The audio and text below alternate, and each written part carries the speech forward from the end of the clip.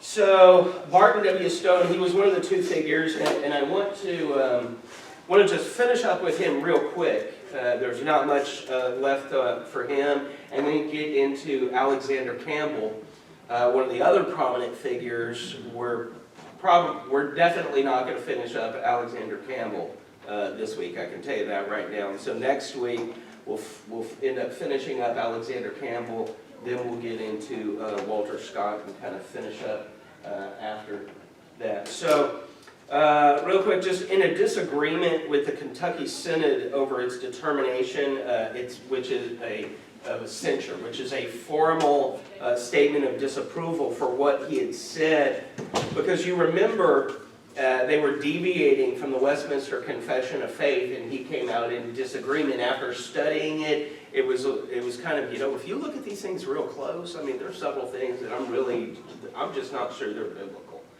And so they started publishing papers about it. He did specifically. That was a big thing then. Now it's hard to tell because, we've got social media, Facebook and Instagram and all this type of stuff, and everybody's got an opinion about everything.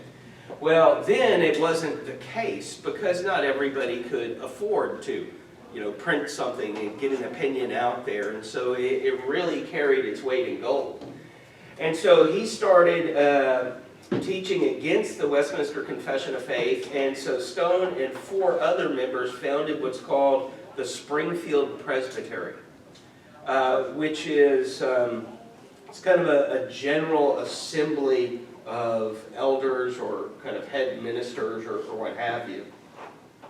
So after about a year, another 15 congregations had joined them, and that caused some concern. Because, they started off just, him and these 4 other ministers with their congregation of breaking away from Presbyterianism, but then all of a sudden you've got, within a year, 15 other congregations that are joining. So they had a legitimate fear of becoming another denomination, which is something that they did not want to do. They didn't want to try starting another denomination. And so they decided just to err on the side of caution and to just dissolve this Springfield Presbytery. So they came together to break away from this. Other people started joining. And it's like, it's great that you're thinking on your own and that you're wanting to break away from these man-made traditions and creeds. But at the same time, we're not breaking away just so we can become a denomination in and of ourselves. Right? So they say, we're done with it.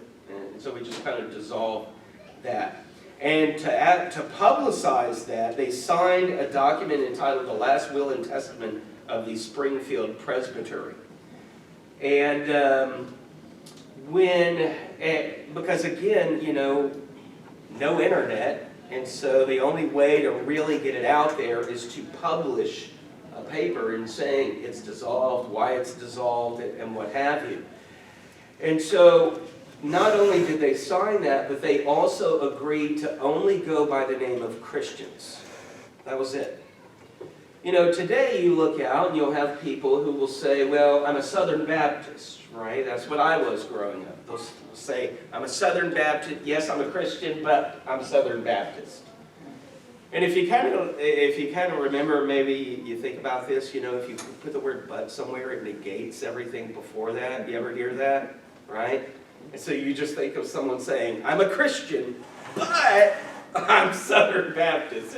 Just go ahead and take the Christian part off. Or Methodist or Lutheran or what have you. They just wanted to go by the name Christians. Yes, ma'am? How about if you say, I'm a Christian, but Southern Baptist? But what? Southern Baptist. Yeah. And then you canceling out the Christian part. But believe it or not, Stone and these others agreeing to the name Christians, it'll actually play an important part later with Alexander Campbell, who was leading what was called the Disciples of Christ. And then it'll eventually be Churches of Christ, and then you'll have Christian churches and Disciples of Christ, and then Churches of Christ. And so them choosing just the name Christians, it plays an interesting part in the history, and I've often kind of wondered if Churches of Christ what would happen. We talk about growth a lot, right? Visitors coming in. I wonder what would happen if we went back to that and just didn't, on the sign out front, we just put Christians meet here, to see what the reaction of the community might be. But anyhow, they chose that name because it was by divine authority. Basically it's a biblical name. They were first called Christians in Antioch, right? And so eventually, though, the Christian church with Stone, they would eventually merge with the disciples of Christ and formalize things actually with a handshake. We might think that's kind of silly, but this was a time where men were men of their word. A handshake, that was a contract. That was kind of strong as oak, unbreakable. And so they actually merged in 1832. So Barton W. Stone, he died November 9th in 1844 in Hannibal, Missouri, or if you've ever been there, Hannibal, Missouri, at his daughter's house. His body was buried on the farm sold, then his remains were moved to Illinois, and then his remains were removed again and put over to Cane Ridge. Just couldn't let the guy rest, And so he's moved over to Cane Ridge, just outside the meeting house that's housed in that stone building. The obelisk here for him, it reads, "The Church of Christ at Cane Ridge and other generous friends in Kentucky have caused this monument to be erected as a tribute of affection and gratitude to Barton W. Stone, minister of the Gospel of Christ and the distinguished reformer of the 19th century.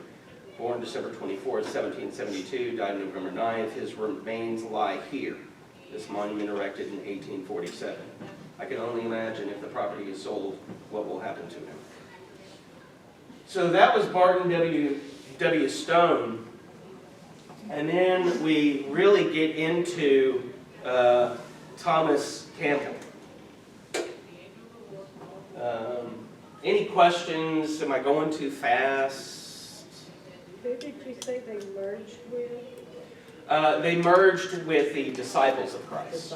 Yeah. So they were known at the time as Christians or the Christian church, and then they merged as with the disciples of Christ. So Thomas Campbell, he was born in Northern Ireland. His father was first Catholic, Roman Catholic, and then later on in life moved from Roman Catholic to the Church of England. Unlike his father, though, Thomas, he kind of chose a different path. And he joined the Church of the Succession, which still exists today. We know it as the Presbyterian Church. So his father was Roman Catholic, got fed up with that, moved over to the Church of England, and his father thought that his son Thomas would Church of England as well, but instead he decided to join the Presbyterians. And so after graduating from the University of Glasgow, there he went to divinity school for a more formal education training. His father was fond of saying, "I serve God according to the Act of Parliament." And what he was saying by "I serve God according to the Act of Parliament" is basically whatever Parliament says, whatever the English Parliament says about religion, the church, and what have you, that's how I'm going to serve God. Which is really no different than Roman Catholicism, in that you have Scripture, but then you have papal decrees and whatnot that the Pope and Vatican put out, and so they dictate how you're to worship God, not just the Bible. So his father was saying that, meaning that England spoke for God, but Thomas, on the other hand, he would say, "I serve God as it is written." So while his dad is saying, "I'll serve God as an act of Parliament," whatever England says and on serving God, then that's what I'm going to do. Thomas is, I will serve God as it is written, meaning that whatever God has said in His Word, that's how I'm going to serve God. All right? And then so after finishing divinity school, he gave himself to teaching, preaching for a few years. He was married.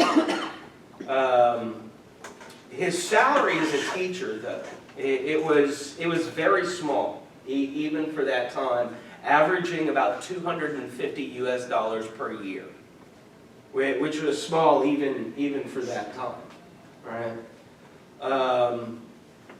He saw that he couldn't support his family on the income, and so when Alexander, his son, was around 17, he opened a school of his own. And it was, I'm preaching, I'm teaching in these various congregations, but I'm not able to support my family. My health is failing because of it, and so I'm going to open a school and, try to add some more income there. Well, then after several years, his health got worse, and so his physicians told him to do two things. Either change your work or change your climate. So instead of changing his work, he got on a ship and he came to the United States, rather than give up preaching. He left his school there in charge of Alexander Campbell. It's kind of interesting, but he left and on April 1st in 1807 sailed for 35 days. And then got to New York, came to Philadelphia, and when he arrived in Philadelphia there, he was asked to preach in Washington County. Now, one of the interesting things is he came behind, but he left behind his wife and children. Now, that's not unusual for the time. Today we might sit there and think that a guy who goes off and leaves behind his wife and kids to kind of fend for themselves might be some type of deadbeat dad or something like that. That wasn't the case at this time, especially going to a foreign land. The father, he would often go, try to secure work, try to secure property and a home, and get everything set up, because it was easier just to, kind of support himself in doing that, and then send for his family, so when they come over, there's already a farm in place, there's already a house in place.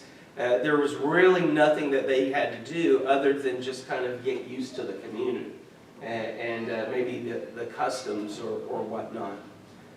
So it's not unusual for that. And there was a spirit of what's called sectarianism.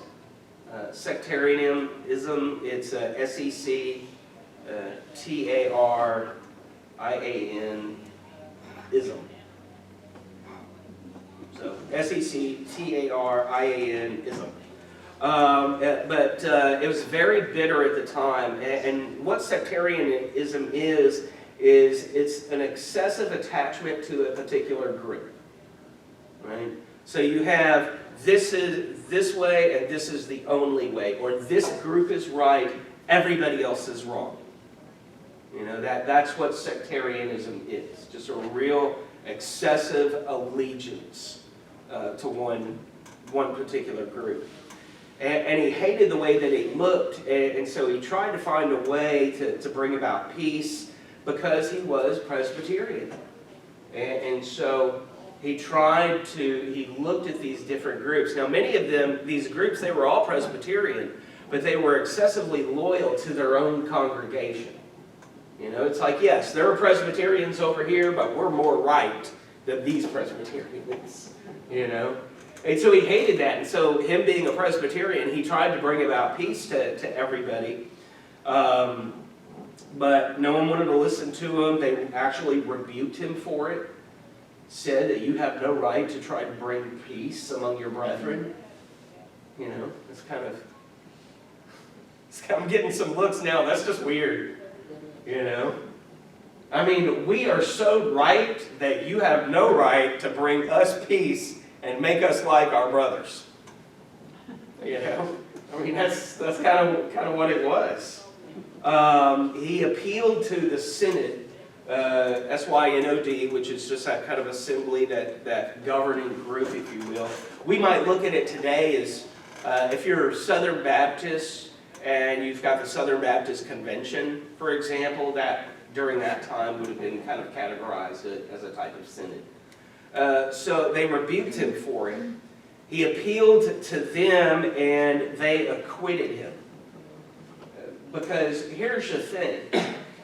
See, for example, with the Churches of Christ, right, there's no real formal ordination process. You go to a school, whether it's Southwest, Brown Trail, Memphis, or something like that, or you can go to a university like Freetown or whatnot, major in the Bible, or Abilene Christian, or I can't remember the other one, Southwest something, Southside, something like that. Anyhow, and you go through your schooling, you graduate, you look for a congregation, that's kind of it, right? Well, with Presbyterianism is not only after you have your formal education, but then you have to meet with a group of elders and ministers and what have you to basically argue the Bible, right? And when you pass that, then you are authorized to preach and you're ordained. Well, it's kind of the same way during this time, and so when they rebuked him, they were really saying, you can't preach anymore. So he had to appeal to this group, present his case, and then they acquit him, allowing him to continue preaching. Right? And so he continued to preach, but he was excluded from church houses. That was kind of the caveat there. You can preach, but you can't preach in church. Okay? And so what he would do is he would preach in private homes or, groves of trees and that type of thing.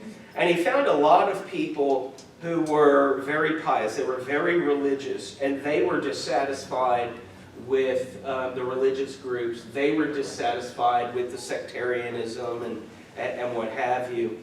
And so he called a special meeting at the house of this one guy called Abraham Alters. And at the meeting, he declared that his conviction that the Word of God, as revealed in the Bible, was all sufficient, and that's the basis for unity among Christians, Scripture. And it's also at that time where he said, where the Bible speaks, we speak. Where the Bible is silent, we're silent. If you ever wondered who kind of coined that phrase, it was him. They condemned all creeds, and he urged everyone who was a part of this group to abandon everything in religion that could not be produced by the Word of God. Right? If your congregation is practicing it, but you can't prove it by the Bible, then you need to get rid of it. Because it's man-made. If it weren't man-made, then you'd be able to open up the Scriptures, you'd be able to study them, and you'd be able to prove it.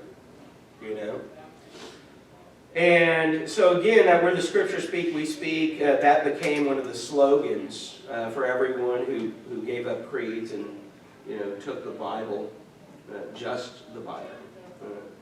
One of those phrases being no creed but the Bible. Right? So then he sends for his family to come along. Alexander with his mother, the other children, they arrive in October of 1809. And when they're traveling with their dad, they arrive in New York and he's here and they kind of meet halfway. And when they're traveling back, Alexander, he's reading this statement that his father had written, comes into full agreement with it. And in 1809, on September 8th, he issued his memorial, what's called a Declaration and Address. And his declaration and address, which you can go online and read, that really launched the Restoration movement. Yes, ma'am? What did you say about 1809? September 8th, 1809, that's when he wrote this declaration and address. Oh, Thomas Campbell. Thomas Campbell, right. And again, that was really the formal launch of the Restoration movement. And by the way, if you don't know, there is a website. It's just called therestorationmovement.com. And so if you're fond of, church history and things like that, that is a fantastic website, really in-depth. They have a master index in there. You can click on that and just go to the letter of the last name of the preacher you might be interested in. They have, 200-300 preachers from the Restoration movement and beyond. You can look at photographs. They have articles and books by them. It's therestorationmovement.com. A lot of information on there. Great information. And you can read his declaration and address and some other things as well. So it wasn't long before a church was organized based on the principles of the Declaration and Address. And so it's kind of interesting in a way, because you have these denominations, for example, like Methodism or Lutheranism, who they organized based on a certain confession or a certain creed. And well, one of the things of the Restoration movement was to get away from creeds. And he writes this declaration and address and launching the Restoration movement. And then you have congregations gathering around based off of what he wrote in the declaration and address. Now, I'm not saying that it's necessarily wrong, because he was trying to point people to Scripture. And, for example, the Southern Baptist, I think it was 1689, their confession, they got some things right, they got some things wrong. I'll just put it that way. And then at Brush Run in 1811, a congregation of, at the time, independent immersed believers was organized. They didn't have a formal, church name or anything like that. These were just people. They had come away from Presbyterianism, and they were following this idea in the Declaration and Address. Now, May 4th, 1811, 29 people came together to plant what was officially called the First Church of the Christian Association of Washington County, Pennsylvania. Man, if that's not a name for your son, I don't know what is, right? Unofficially, they became the Church of Christ at Brush Run, and then most people just referred to them as Brush Run. So it's kind of like you've got Freetown Road, Church of Christ, but often we just say Freetown Road. So it's kind of the same thing. The building, you can't tell it from here, but it's actually, if you want to talk about small, 18 foot wide, 36 foot long. So, I don't know what 36 feet is, or about 18. I'll just kind of guesstimate. So from maybe me to the door and this kind of corner in here, just kind of eyeballing it there, but about that. And they continued to worship for several months there without any affiliation with any denomination or anything like that. But Thomas Campbell and his son Alexander, they weren't necessarily free from the denominational concept of things. They didn't see the full liberty that a church patterned in the New Testament could enjoy. Basically, it is that they had some idea of the New Testament church, but they hadn't studied it enough to really formalize what the New Testament church would have actually looked like, right?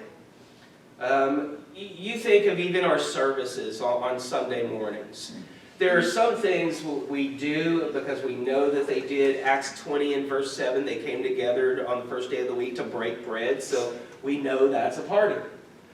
1 Corinthians 16, 1 and 2, let each one of you lay by in store as he is prospered on the first day of the week. So we know that there was a type of offering, and so we have that.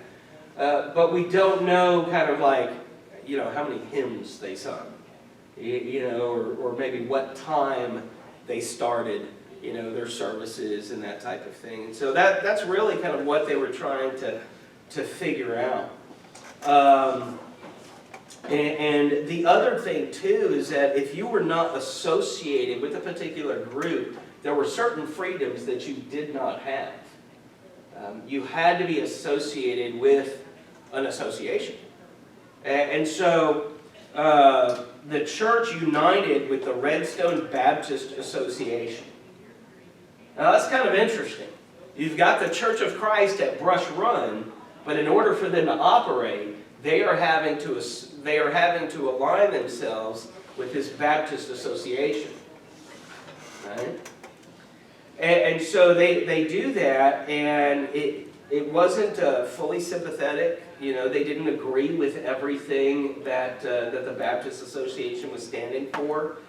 But because the association accepted them in a fellowship, they had a little bit more freedom. They were recognized publicly, basically, as kind of an official congregation of Christians, right? Thomas Campbell, he continued his work preaching regularly till he was about 83. Traveled around churches. He was a circuit preacher. And that's kind of interesting too, because we look at the gathering on the first day of the week, but during this time, many congregations didn't do that, and I say many of what would have been at the time called Churches of Christ didn't do that. And the reason was because they generally didn't have a preacher. Bibles are still relatively limited, right? And so you had circuit preachers. They would preach at, let's say, they're preaching at Freetown this week. And then they ride, off and they're preaching at somewhere over in McKinney next week. And then after that, they're riding off and preaching somewhere in Houston the following week. And so they would just kind of make that circuit. And so generally, they might come together to take the Lord's Supper, sing some hymns or what have you, but they wouldn't necessarily have a sermon every week because they didn't have someone to preach. And so Thomas Campbell, he did that until he couldn't really do much preaching. His last sermon he preached when he was 89, just a few weeks before his death, and then came to an end January 4th in Bethany, West Virginia. So you kind of have that, just a little brief biography of him. Any thoughts or comments? Y'all are still awake, right? We've only got a few more weeks of this. Well, I'm thinking that's the way they used to do with the judges. They would come around to towns. I mean, I guess things were so spread out, and they didn't have enough of official people to, couldn't afford, they weren't big cities and all that. So these judges or whoever went around, you had to wait for the... Wait in jail for a few weeks or something like that until the judge came in for the trial. Like that. I don't know. And you didn't always get, and talk about a speedy trial, the evidence was not always heard because the judge was kind of like, look, I've got to be in Waco, okay, by tomorrow. So you're guilty, hang them, let's move on, But no, absolutely. And so, ministry wasn't the only occupation there.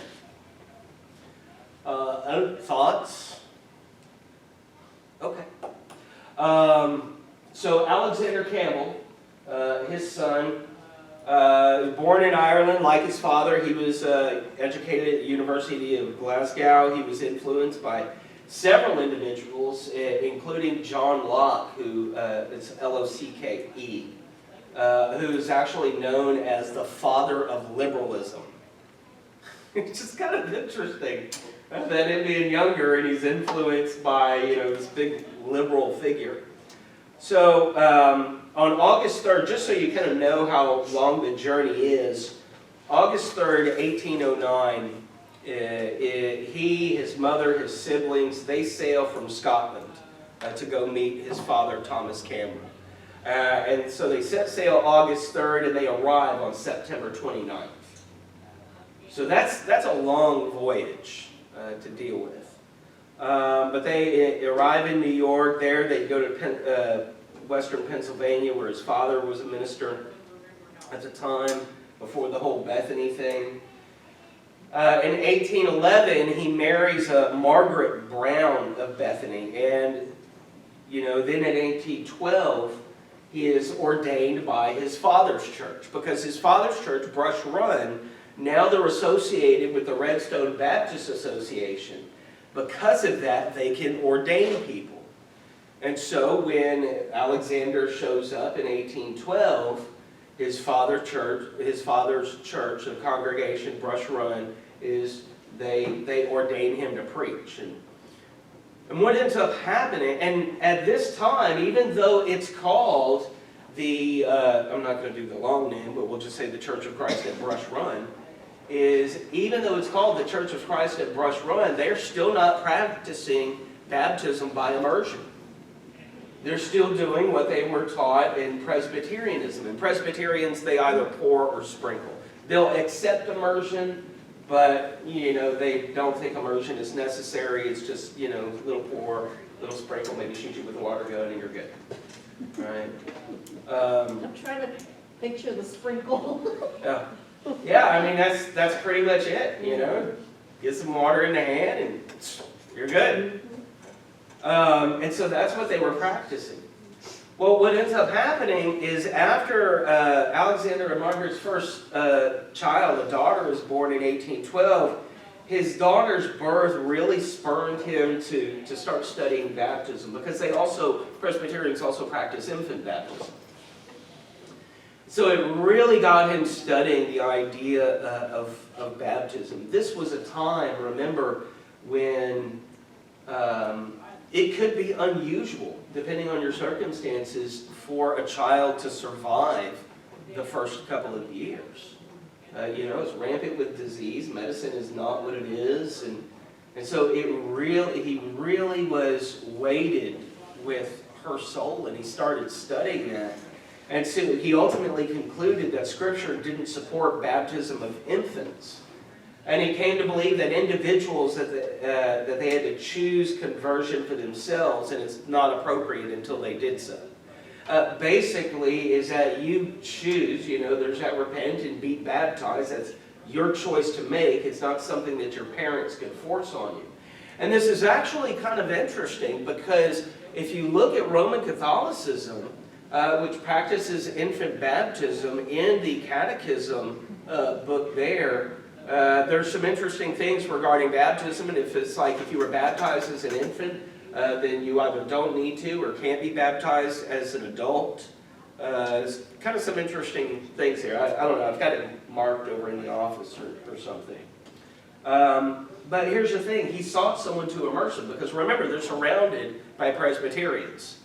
And so, who just doing the sprinkling and the pouring. And so he's looking for someone to immerse him, and he finds this gentleman, Matthias Luce. Matthias Luce, he was a Baptist minister.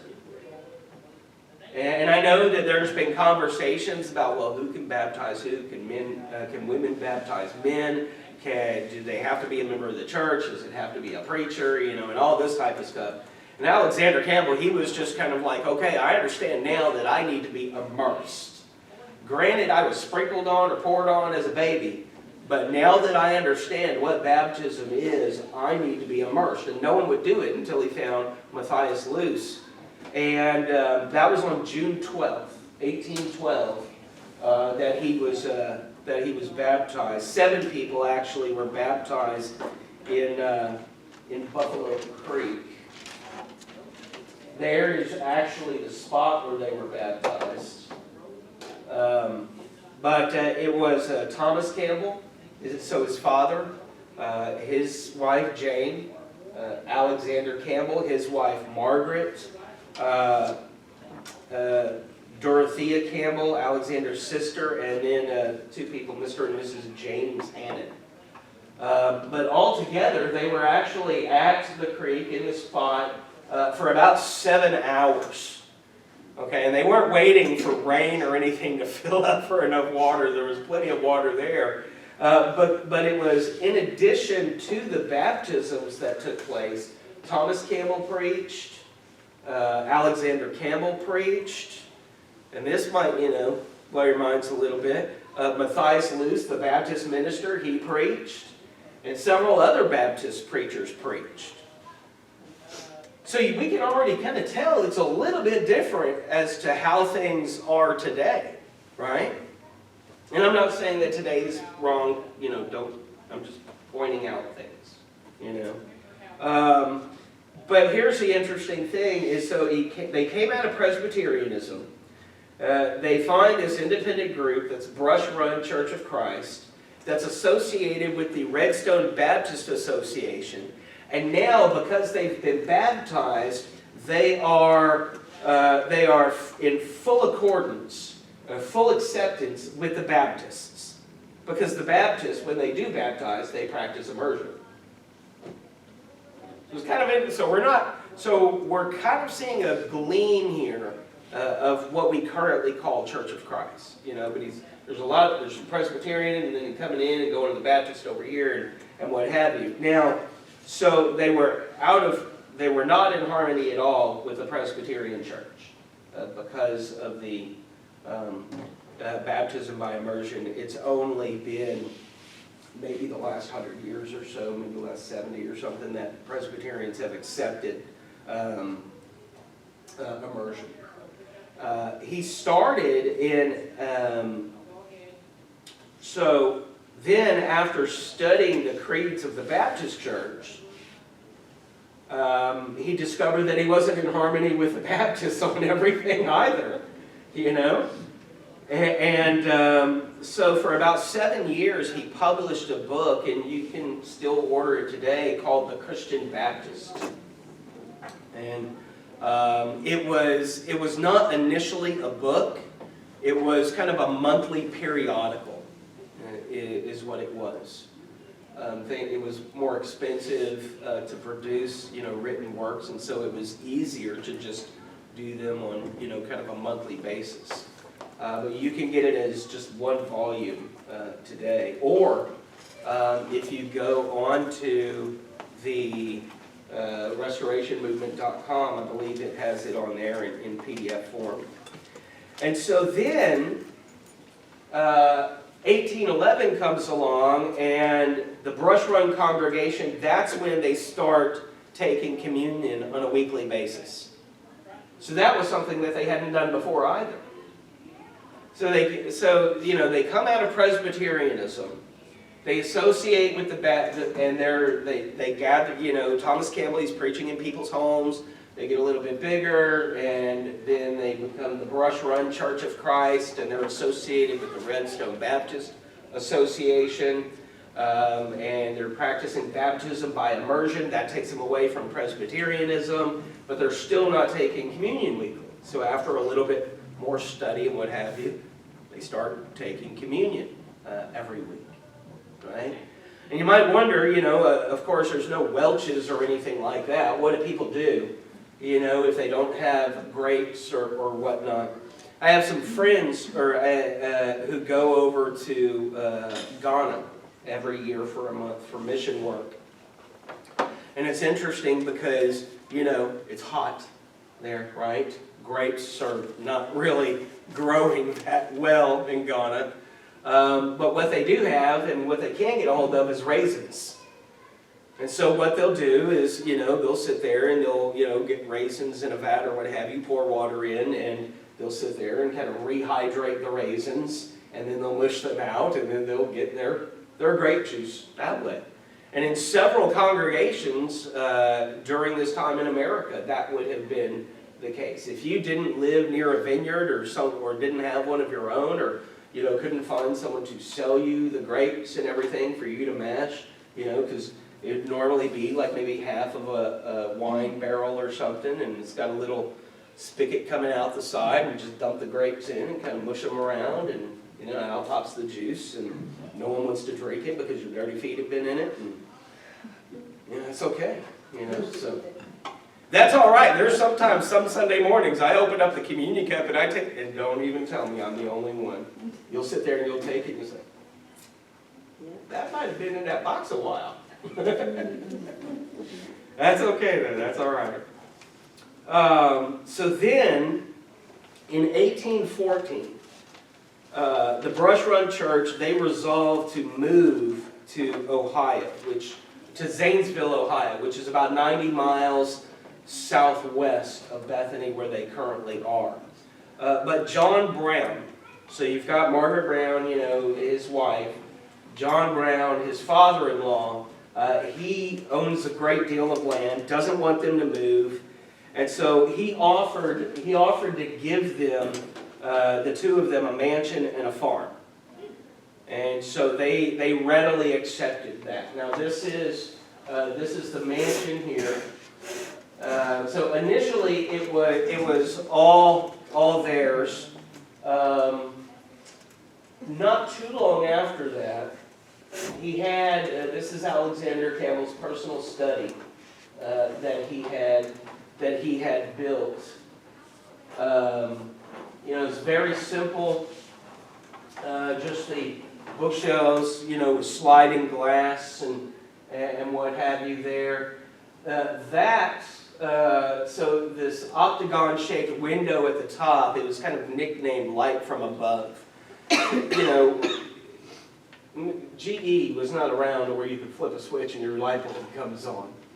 And later on, there would be kind of an addition with a fireplace, but initially it didn't have that. And so that was his only source of light for study. And that's the way that he wanted it, because for him it was also kind of symbolic in a way of light from above, knowledge from above, and what have you. And this is him in his study. This is actually, to my knowledge, the only picture of Alexander Campbell in his study. The window, the back long window there was built later, but that's that's the only picture, and it's also rare in the sense that he generally did not sit down when he studied. He generally kind of had like that flat pulpit that you saw in the first picture, that he would typically study standing up. And also is at the bottom of the picture, I had to cut it off to fit, but it'll say the bishop in his study. Because, people weren't as sensitive about titles then. You know what I mean? Someone who's not a Christian comes up to me sometimes, and who they know my first name, and they'll be like, "Hey, Pastor Mike," and you know what it's like? They're not a Christian, and I'll just be honest with you, okay? They're not a Christian, so the last thing I'm worried about is what they call me. You know what I mean? It's like, let's get the salvation and everything, and then we can deal with all the other stuff. Or just call me Mike. That's fine. Call me anything but late for dinner. Anyhow. His study was interesting because each day he would read from about 8 to 9 in the morning in Greek, in the original Greek. He didn't have Bible Hub at the time, right? Then from about 10 to 11, he would read for an hour in Hebrew. And then later in the afternoon, he would read about half an hour in Latin. He would memorize 10 verses a day. It was a real dedicated study, And but he would often study for about 16 hours a day, which would cause him eyesight problems later, because he didn't have any light. And then, when the sun goes down, there's light and a couple of candles, and that's about it. So he read Greek, Hebrew, and Latin, and that was on a daily basis. But he also knew other, what we would call classical languages, like French and Italian. He knew those as well. And he had the top books of the day on everything, religion, science. He was extremely well-rounded. And memorized 10 verses a day and what have you. Often his wife would come out and bring him his meals there. And he intentionally at the beginning, didn't have any windows or anything because he didn't want to be distracted. And the door really didn't have, a big window or anything like that because he didn't want people to look in to see if he was there and to bother him or what have you. He just wanted to dedicate time to study. And so, because of John Brown's offer to give them a home and a farm, the congregation, they decided to stay. They didn't want to lose their preacher. They could have still left, and maybe went with a circuit preacher or something like that. But they didn't want to lose him as their preacher, and so they said, okay, well, the whole congregation is staying then. And some of the congregation had to rebuy their farms because they had already sold them in anticipation of leaving, But they wanted to stay. And so then in 1816, he would preach his famous Sermon on the Law at Cross Creek Baptist Church. Again, something not unusual. Just like when they were baptized at Buffalo Creek, you had the Campbells, but then you had several Baptist ministers preaching. Is that, I guess we could say, Church of Christ preachers would have been invited to Baptist congregations. There wasn't as much religious division. There were different groups, of course, but not as much. And so he preached this Sermon on the Law that you can also read on that restoration.com at Cross Creek Baptist Church, and that started to really mark the beginning of them disassociating with the Baptists. Because then there were other things that the Baptists weren't doing, like taking communion every week, which is something that Brush Run had started to do. And so it's kind of, and it really is the idea that the closer you get to this Bible, the closer you get to God, the smaller your circle grows, Even though they were Presbyterians, and the Baptists accepted them, but then when they started looking and saying, okay, well, baptism by immersion, that's biblical, pouring and sprinkling, and infant baptism's not. So the circle grows a little bit smaller because then the Presbyterians don't want anything to do with it. And then they start taking communion every week, something the Baptists aren't doing. And so he's preaching on the law and what the law does and doesn't do. And so there's disputes there. And so the Baptists start to kind of get away from him a little bit, and the circle gets a little bit smaller, You think of Jesus and him feeding 5,000 people, and then, he's got 70 disciples, and then it's down to 12, and then he gets to the cross, and there's only one that's there with his mom. Everybody else is fled. The closer you get to God, the closer you get to the cross, the smaller your circle grows, most of the time, But 2 years later, in 1818, they would open up their home to create the Buffalo Cemetery. I almost said cemetery. Seminary. Okay. Another little thing. Churches of Christ, we don't refer to going to Southwest or Brown Trail as seminary. It's just referred to as like preaching school. Seminary is more of a denominational term. Why? I really have no idea. But the next year, a second edition was added to the house, and so students could have classrooms. So we've got the mansion, and initially it's all theirs, right? But then the top floor of the mansion ends up becoming student housing, so dormitory housing. Then the bottom floor is for entertainment and class area to be able to teach the students. And then Alexander moves his family into the basement, giving the best of the house to the students and to everyone else. By the way, they had 14 children. Okay. All right. So moving everybody to the basement. So this is inside the house. You've got a kind of simple things. They didn't have PowerPoint and all that fun stuff. So just a table with 4 chairs for study. This is one of the rooms used by the students. Sorry, the room is actually not that big. It was kind of a panorama shot that I had gotten off of the website and had to crop. That green chair was Alexander's that he would study from when he was in the house. You think of those old school desks that you sit in and the desk kind of comes out like this? Well, that's what it was. It was just kind of a covered chair with a little thing there that he would study at inside the house. And then we've got the basement where he and his family were living. He did not have the portable heater in there at the time, right? Did I see a piano in that first picture? Yes, ma'am. Yeah, he did play piano and did write hymns. And there is actually a hymnal that he put together as well. And did they use instrumental music back then?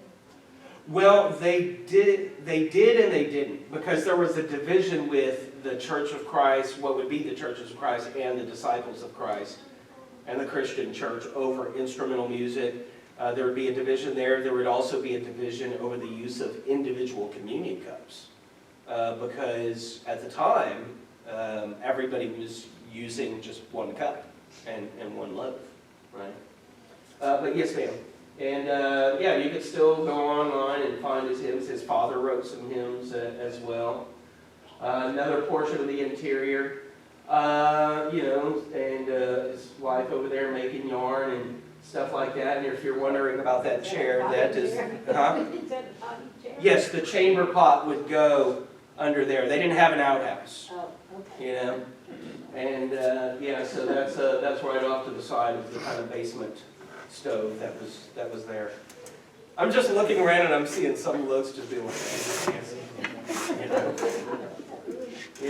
just some sawdust in the pot and whatever. This is their bedroom. When he was later in life, and this is. That's it's the same furniture that was in there at the time. The bed is where Alexander died, so he died in bed. And when he was later in life, and you can't really see it, but in the, I don't know if the little pointer thing, yeah, not on the TV. Anyhow, there's kind of a bust of him on the back dresser there, above those two windows, which is often referred to as a death mask. Typically, not always, but most of the time after a person died, there'd be some type of plaster or something like that to make a cast of their face when they died and how they looked when they died. So, you really wanted to leave behind a pretty corpse. But, yeah. Then in December, just real quick, this is the last part, in December of 1821, 3 years after getting it started, they would actually have to close Buffalo Seminary. Now he started Bethany Seminary, and that is still functioning today. Bethany College. It is one of the top liberal arts colleges in the country. I just kind of little funny, as conservative as he ended up being, that it's a liberal arts college. And then in 1823, he and the congregation, they were admitted to another Mahoning Baptist Association, because the Redstone Baptist Association was about to excommunicate him because of his teaching on baptism and the law. So he's still really kind of Baptist at this point. They've got a name, Church of Christ at Brush Run, but he's still Baptist. And that same year, that was when he started to publish the Christian Baptist there. Oh, and he would openly attack missionaries, or not missionaries, missionary societies, creeds, and clergy. If you don't know what a missionary society is, that is basically a group of congregations that are supporting one work. Okay, so let's say, for example, we had a missionary that we were supporting in, I don't know, Tanzania, okay? We are the point of contact. But there's other congregations that want to support his work. And so is that they would come together and we would kind of make these rules for the congregations and how the support's going to work and all of that. And each congregation has a a representative, and so whatever this group of representatives decides, well, then the congregations have to go with it. And I can understand, obviously, preaching against that, because let's face it, that's no different than Roman Catholicism in the sense that you have, you know, a diocese that's over these particular, you know, parishes and whatnot, and, you know, kind of filtering down. And that's it, at least for tonight, and then we'll finish him up and maybe get to Walter Scott next week.